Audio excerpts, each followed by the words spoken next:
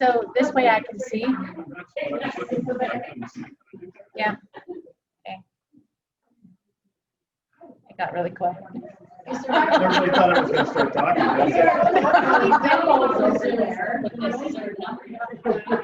He sent the link in that email.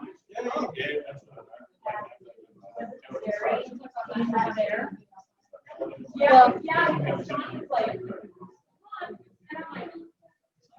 either download it or you log in. And Kathy just walked in. Yeah, but you might want to do that.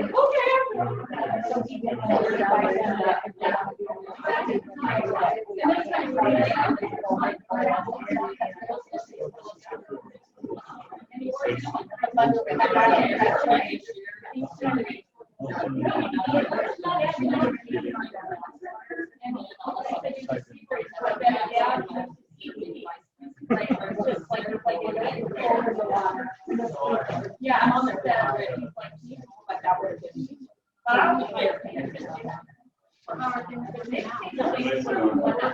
I'm still kind of spinning a little. I'm really tired. I didn't want to get up this morning. We slept in almost till 8 because I just wanted to lay there. But no, he's registered at Valley View. All of his school history has been there. His friends are there. His records are there. He's like, yeah, and that's consistent for him. That's normal for him. And with him, he needs normalcy. More than anything.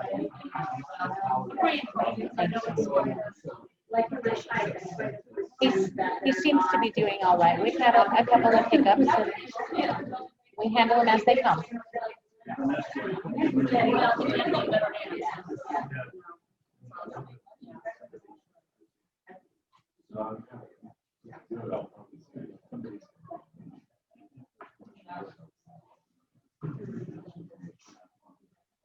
Yeah, and I can.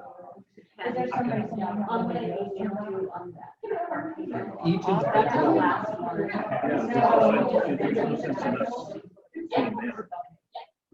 Most people. right, I shut mine off. I had it on. So you did it. And I think that if I wanted to, I think I just hit that button. It comes in with audio, music, and video. Where's the chat? Because remember last time we had. So are you okay with me telling everybody that if they have any questions, ready to type it here? I can monitor. I guess because I can't see the chat. Then there's no sense in being here.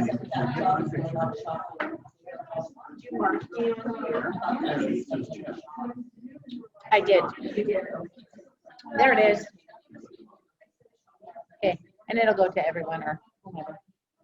Okay, I see the chat now. I did. I think I got everybody that's in here.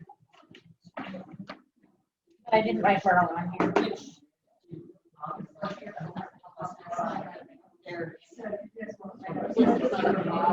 No. But you can put some pressure on it. Has anybody else? Yeah, Kirsten has. She gave an application. Kirsten has, and she gave him an application.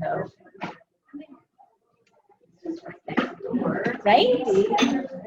That's right.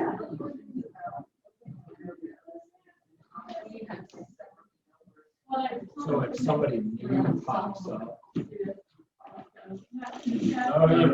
Tells her. Yeah.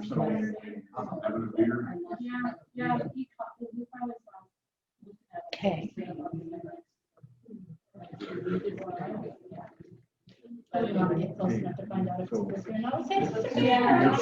Oh, okay.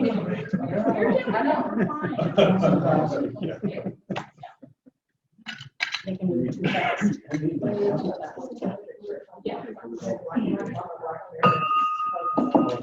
please stand. Allegiance to the flag of the United States of America, and to the republic for which it stands, one nation under God, indivisible, with liberty and justice for all. God bless America, land that I love. beside her and guide her through the night with the light from above. From the mountains to the prairies, to the oceans wide with foam.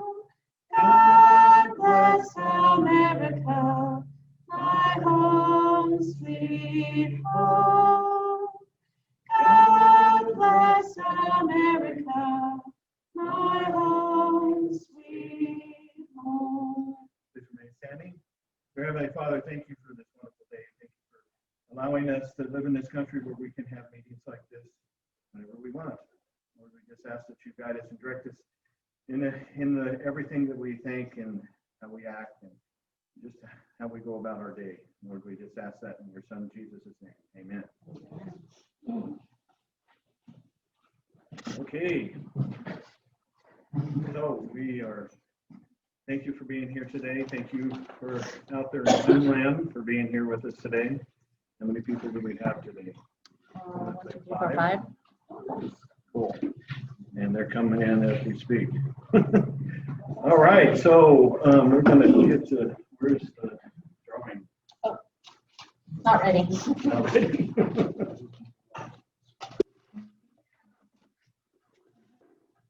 Did everybody get a ticket that wants one? I guess so. Okay. They only got one, so. Okay, we have 882. What's that for me? You, all right. I have no idea what I'm running for. It's a 6 of clubs.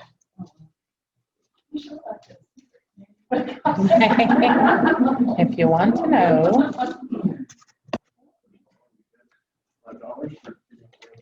Thank you.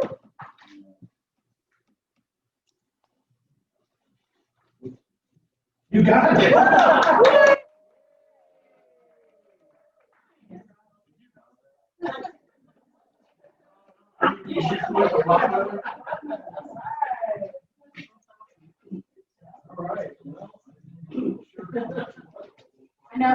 know that it's over, I know it's over 200.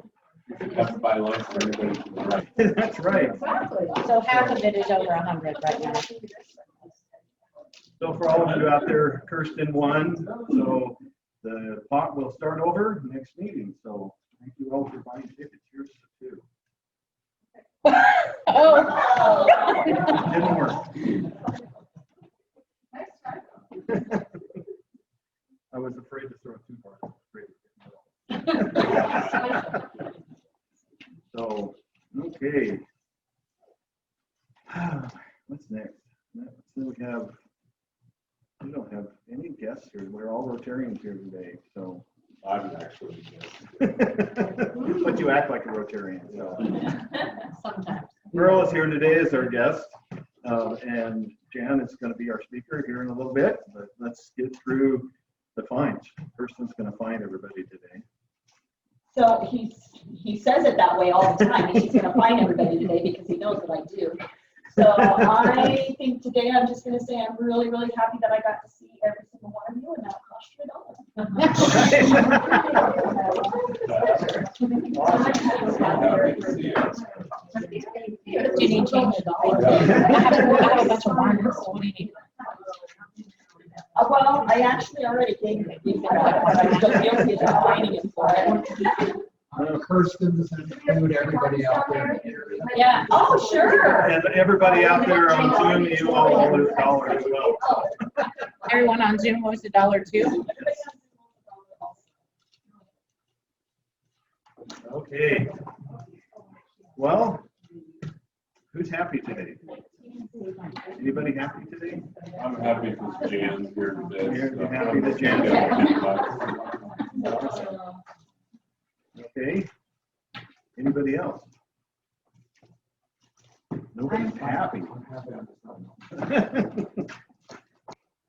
I will give 2 happy dollars. Okay. Chrissy? One, I'm happy that Melanie started 11th grade yesterday. Yes. And the other one is that our grandson Joey is registered at Valley View and he will start. And he's living with us, so I guess that's great, because I'm happy that he's living with us. Okay, and I have $5 happy, and I'm just happy that there are so many people here today. And that the Zoom meeting works, it's online and everybody can see it. And I hope everybody can hear it, because I don't know, we haven't tested that. So just hope that we did. So here's $5. Okay. Ron, Oh, yes. I'm gonna do the $5 happy, and I'm gonna throw out a little plug to say, everybody look at the newspaper on Thursday and check out what's going on for Century 21 and probably a lot of other businesses. Perfect. So that was a shame plug. Yeah. That's Oh, $5. that was a brag. You should have $5 brag. But when you do a brag, you don't get one. Right, and then what was the? I don't have it, I don't have it. Okay, so I So- just want to donate that back to the club. Not Your half? necessarily happy bucks, but just, yes. Okay, great. All right. Wherever the Thank you. club needs it. We someplace won't, we won't find it. We won't find it. Thank you. Let it go. Right. So let's see. So we're moving on. So our speaker today is Jan Bear. She's going to talk to us about the Boundary County School District and what's up for this next year. So, Jan, if you have the floor. If you promise not to throw anything. Throw any more. Yes, that's what I want to say. I'm 6 feet apart, so I will take off my mask so I can speak to all of you. So thank you for having me. It's a pleasure to be here. It's good to be home. I keep saying that, but it's nice to serve our community and our students. So when we started in March with the outbreak of COVID, we were caught off guard, much like the whole country. So it was trial and error last spring. So we spent quite a bit of time. We've had 2 different sets of parent surveys. We had a committee of 13 people made up of school district administrators, teachers, directors, and come in and help us write our plan. And now it's out there. It's posted on our district website. With that in mind, our number 1 priority is to always have kids in school first, if we can do it safely. And lots of people have opinions on what's safe, what's not safe, but we really do follow the guidance of Panhandle Health. There's a multitude of reasons why. One, they have epidemiologists, they have the contact tracing, they know the communities, and so we depend on their expertise when they do that. The other part is whatever guidance they give us, we can take that guidance and then our local school board can actually make that decision. Unlike last spring, that local control is in our hands. So we can look then at Boundary County specifically, or do we have cases within the school and they can make decisions from there. So it's not like it was last spring. Our reopening plan is in 3 categories. Some other school districts do have 4. The larger school districts have 4 categories. They have a green, a yellow, an orange, and a red. And that has to do with resources available and how they can take additional staff, say ancillary teachers, and make them K through 8th grade teachers. And so a lot of our ancillary staff are paraprofessionals. They don't have the teaching credentials. So then to make them actual classroom teachers, they're not certified to do that. So our plan for the resources we have in our district was best to go to that 3 category level. So in green category, all students will go to school. We will institute the practical social distancing. So you'll hear all the time, we need to have social distancing and they recommend 6 feet. Well, they know for a school setting in a classroom of 20 plus kids, you cannot social distance that full 6 feet. So it's called practical social distancing. In addition, they have asked us to make sure kids are washing their hands, they're not touching their face, and the recommendation is a mask, which can be one of the controversial issues we're facing today.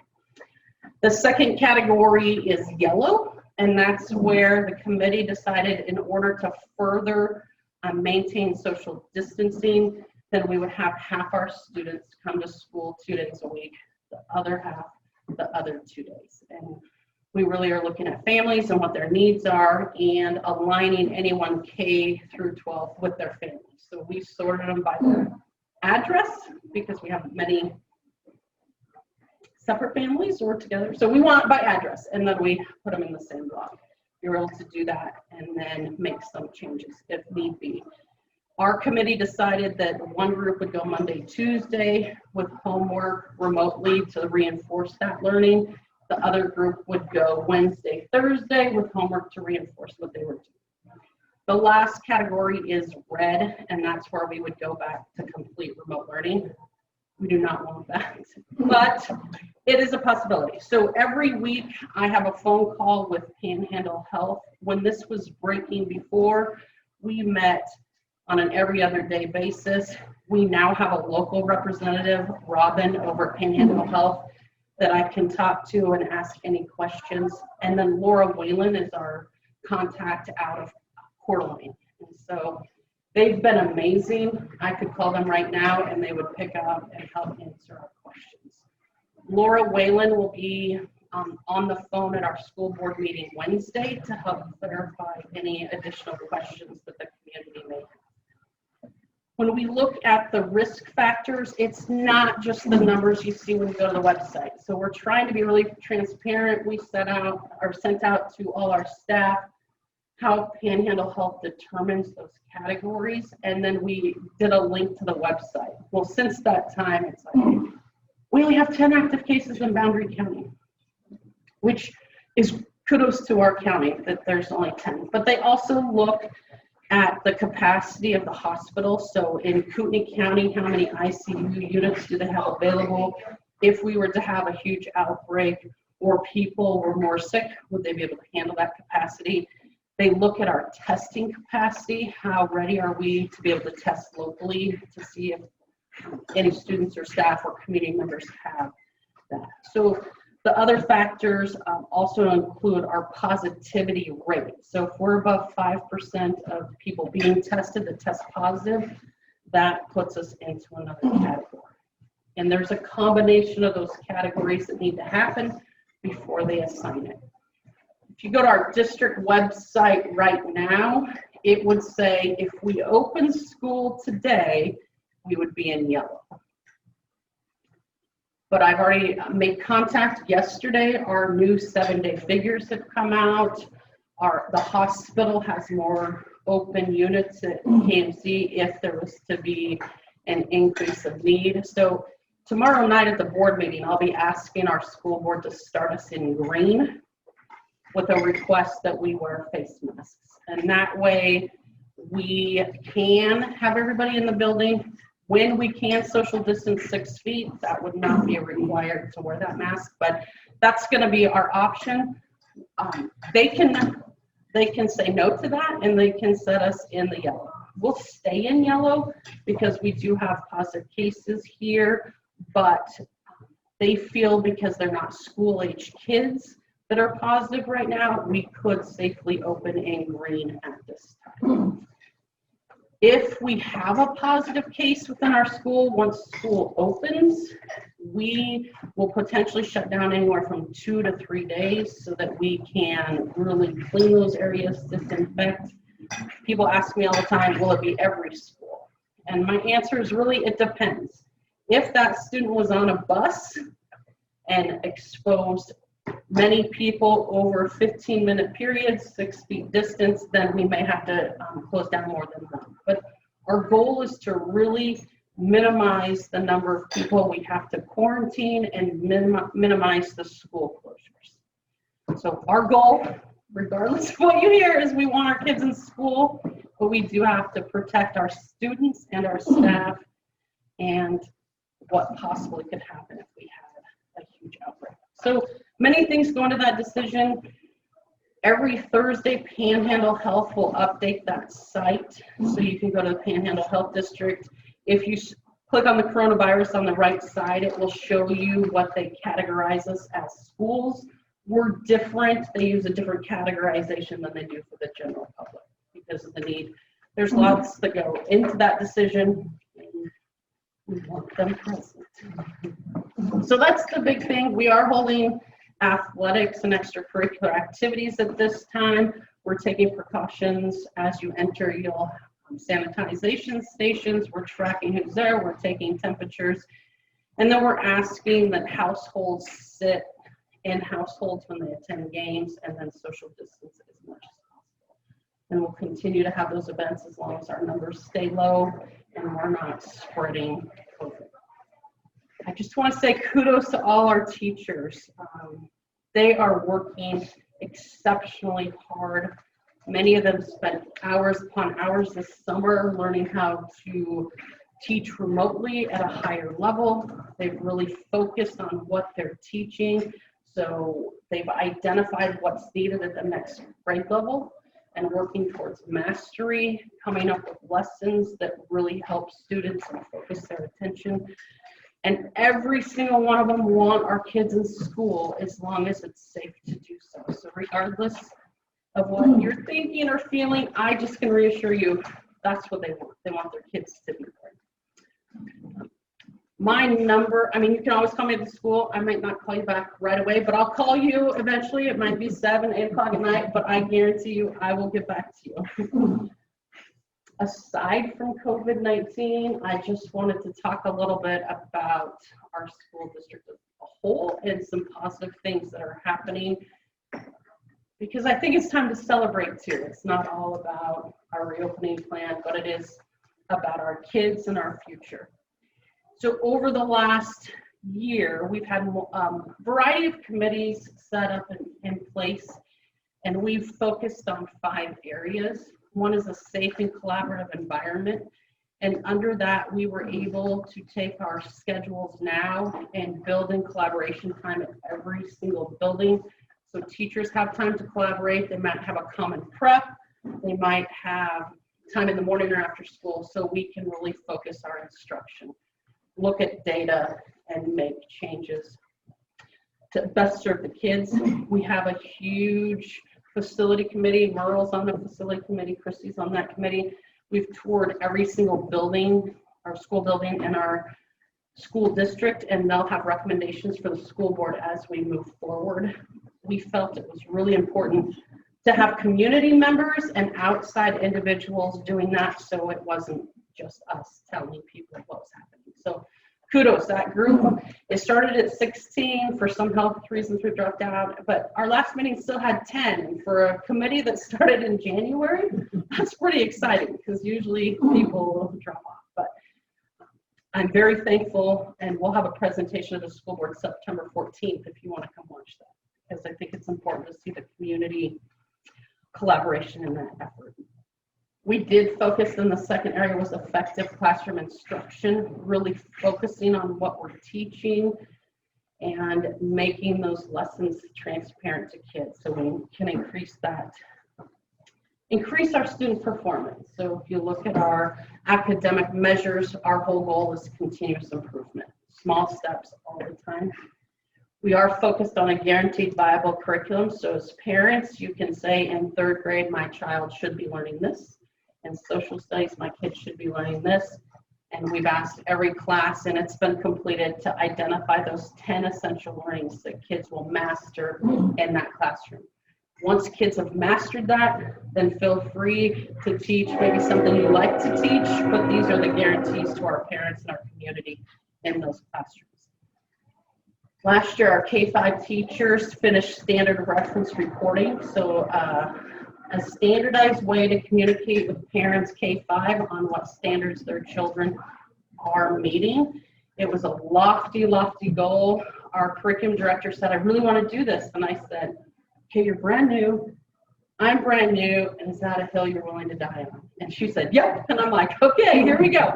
And so we started last year with Andrea Fuentes, she's our curriculum director, and myself actually teaching teachers on those expectations. And it's really hard to duck and hide when it's the superintendent and the curriculum director leading those charges. So it was exciting, and teachers are seeing the value. We still have people dragging their feet, but that's okay. We're all learning and we're working together so we can guarantee that curriculum to our parents. We are working on competency-based education, and that's mastery, so that we can guarantee kids are learning that. But we also have community working together with a few representatives, we'll have a big meeting coming up where we look at our CTE programs too, to see if what we're teaching the high school really aligns with what's needed in the workforce. So we'll have a community group. There was 35 people originally part of that meeting, and it was the week before we were shut down. So we're hoping that we can open up now and have that meeting. It's a meeting that needs to happen in person and not virtually. And then, of course, fiscal responsibility. The school board set a goal last year on what we wanted to have in our contingency fund, our unappropriated funds, and our ORS funds, and still maintain our buildings and our programs. We were able to hit that goal, so that was exciting, even with the 1% holdback from the states this last year. So we're excited. We're really working on the retention of our teachers and hiring qualified staff. And lastly, it is that facility planning, going back to that safe and collaborative environment. And I just thank everyone that's been supportive. So that's where we're at as the district, and we'll go forward. We actually have a meeting tomorrow night along with examining our reopening plans, where we'll be setting goals for this up and coming school year. And then we'll continuously work towards those goals. You guys have questions for me? Do you feel like all the kids have access to the online? We had 50 students last year, so we actually worked with the Idaho Business Partnership out of Sandpoint, and there's community organizations coming together to do that. 50 that did not, and so then they had packets, or parents could choose packets. We also used some of our federal dollars to purchase hotspots for kids that they couldn't get into the schools to do that. And then we opened up Wi-Fi in every one of our parking lots. So maybe they couldn't do it during the day, but parents could access it that way or do paper copies. And that is a huge concern. But we've had lots of businesses work with us. Moye Spring City Council had kids working in their parking lot, Curly Creek Fire Department. And so the community really came together so that we could support as many as we could. So Jen, what about the parents that don't want their kids wearing masks for one reason or another? If they have asthma or they just don't believe in it or whatever. But they really want their kids to be able to go to school. So that will be decided tomorrow night at the school board meeting. We are saying required so that we can get them back in school. I don't really want to say, but if they have a medical reason or it's strong, my message to my principals is we're not going to shame kids. We're going to provide masks. We're going to ask them to wear them. We're not suspending them. We're not kicking them out. But people, I hope, will understand the use of masks so we can stay in school as long as possible and we can protect our staff. When I look at our bus drivers, for example, most of them hit that high risk category. And so if the more we can do to protect them, the better we are and the longer we can stay open instead of going to a hybrid or remote. I have a question about the disinfecting or the cleaning. I mean, because obviously they're touching everything. So you have bus seats and Right. and it just seems like an overwhelming task. Do you have a plan? It's crazy. I've learned so much about cleaning products and different resources. So we actually have backpacks now where you spray. So after every single route, we'll spray it, mist, and then you let it dry to disinfect the bus. That's after every single route. If we have to go to the hybrid model, then we'll do every single classroom after Tuesday and Thursday. So it's not this in between the use. And it takes about 15 minutes. So those protocols are all in place across the board.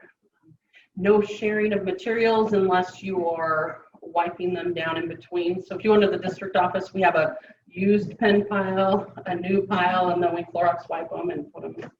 But those are protocols throughout the district. We have signage that will be going up. We have the plexiglass dividers. Yes. I feel for you. Well, I feel for everyone. I mean, I feel for the whole parents, staff, the and- community. yeah. It's,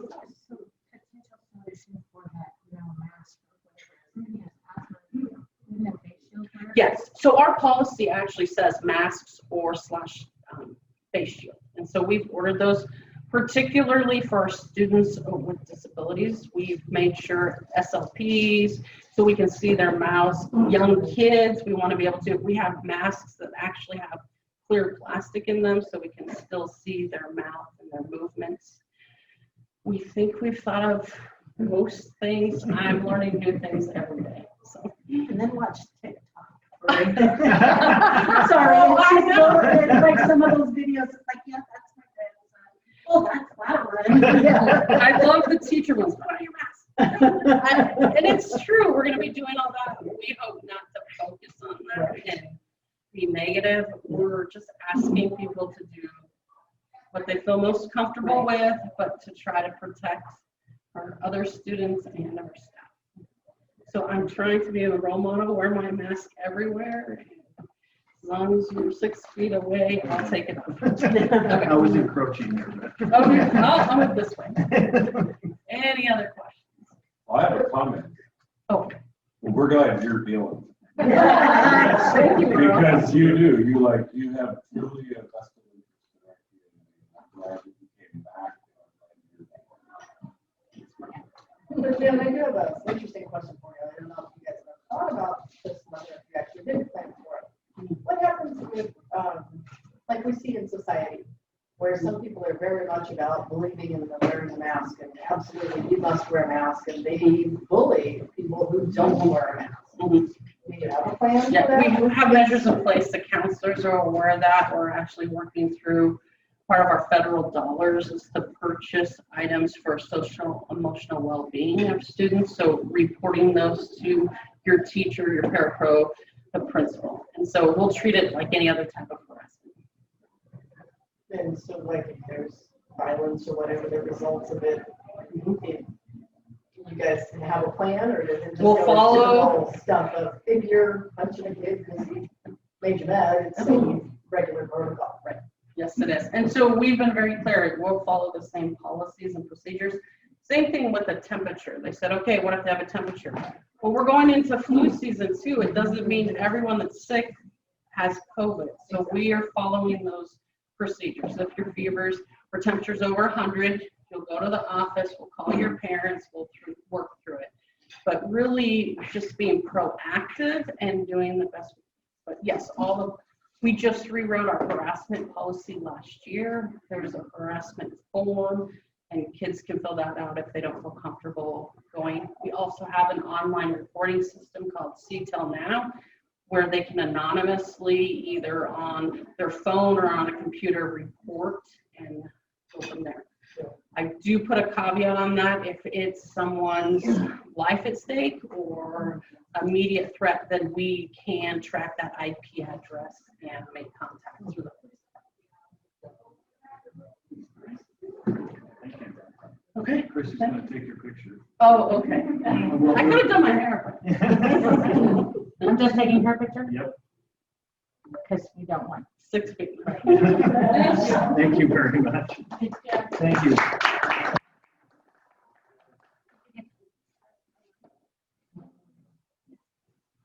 You can take it.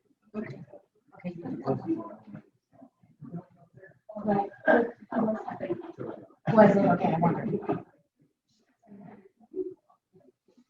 Okay. So just a couple announcements. We have 2 new members that will be hopefully getting their, I was going to say initiated, but it's not initiated. That's amazing. David and Melinda Brinkman, the board and approved them, and then the rest of the club approved them as well, so they are officially members. I don't know that they know that yet, but they will shortly. So anyway, so if you see them, welcome them, and we'll get them in a meeting or online. The other thing is we still have kayak raffle tickets, and how the shell's going at the bank. Okay. Good. I can tell you how many we have left. Okay. But I feel like we only have, it was last week. We only had 15. Okay. 15 left? 15 left. No, Oh, that's because you had 50. Yeah. Wow, okay.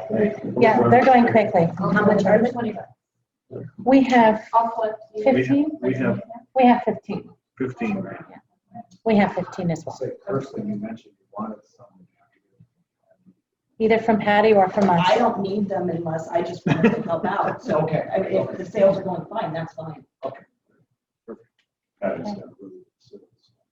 So you can either get them from Chrissy and I, or Photofix has them, or walk down to the bank and buy 5 or 6 or 7. And pass the word, because as soon as we're out of tickets, we can draw and be done with that part. Yeah. And yeah, So, I have 2 for sale.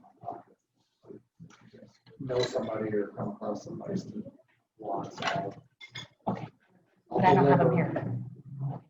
I'll put your name on them. Okay. Are we still doing the calendar drawings? We Yes, are- I have to get on that. We We are trying had a to- life shift and I got delayed. Seems like it's been a while since you said. Yeah, we will, as soon as they are printed, it was a little, because we did no fundraising and sponsorships, trying to figure out which ones, who to put on the calendar. But we've got that figured out now, we just gotta get them printed and sorted through, so. Okay, well, I don't have anything else. Anybody else have any other announcements or questions or anything? So I guess not, and so we'll call this adjourned. Thank you all out there in Zoom land for being here. Don't kill them. Okay, Oh, got it. all right. And we are adjourned. Thank you all for being here. You were ready for that one.